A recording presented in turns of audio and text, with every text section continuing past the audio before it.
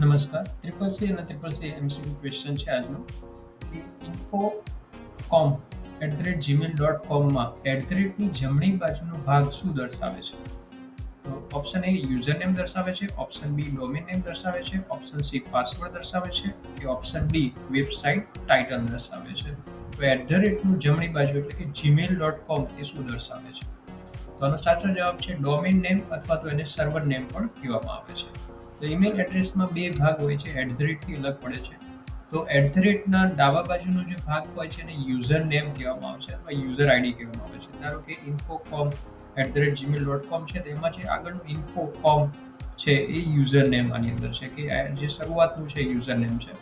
અને domain name એટલે જમણી બાજુનો ભાગ. એક્ઝામ્પલ તરીકે gmail.com જે લખ્યું છે ડોટ પછી, તો એ જે છે શું છે, જે છે આની અંદર ડોમેન નેમ અથવા તો તેને સર્વર નેમ આની અંદર કહેવામાં આવે છે.